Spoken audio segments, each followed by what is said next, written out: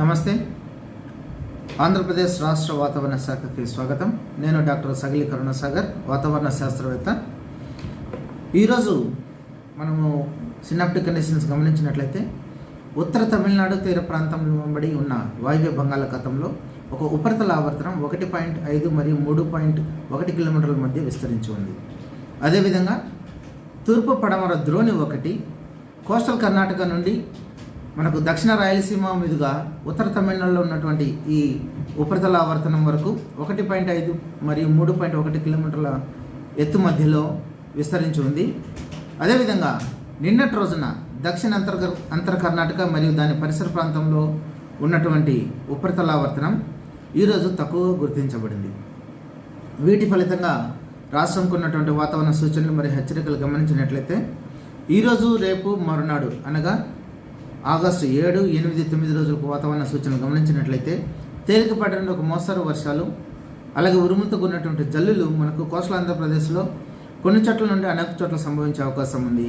అదేవిధంగా రాయలసీమలో తేలికపాటి నుండి ఒక మోస్తరు వర్షాలతో పాటుగా ఉరుములతో కూడినటువంటి జల్లులు మనకు రాబో 3 రోజులు కూడా అనేక చోట్ల సంభవించడానికి అవకాశం ఉంది. వీటితో పాటుగా భారీ వర్షాలు కోస్టల్ ఆంధ్రప్రదేశ్లో అలాగే రాయలసీమలో ఈ 3 రోజులు కూడా మనకు రావడానికి అవకాశం ఉంది. మరి ముఖ్యంగా గమనించినట్లయితే ఈరోజు రాయలసీమలోని అనంతపురము, వైఎస్ఆర్ కడప, సత్యసాయి జిల్లా, అన్నమయ్య, చిత్తూరు జిల్లాలలో అలాగే కోస్టల్ ఆంధ్రప్రదేశ్లోని పల్నాడు, గుంటూరు, కృష్ణా, ఎన్టీఆర్, ఏలూరు, అల్లూరు సీతారామరాజు, పార్వతీపురం మన్యం, విజయనగరం జిల్లాలలో మనకు 1-2 చోట్ల సంభవించడానికి అవకాశం ఉంది. ఇక రేపటి రోజున అనగా 8వ తారీఖున మనం గమనించినట్లయితే రాయలసీమలో విస్తారంగా వర్షాలు రావడానికి అవకాశం ఉంది. కాబట్టి భారీ వర్షాలు 1-2 చోట్ల దాదాపుగా అన్ని జిల్లాల్లో కూడా రావడానికి అవకాశం ఉంది.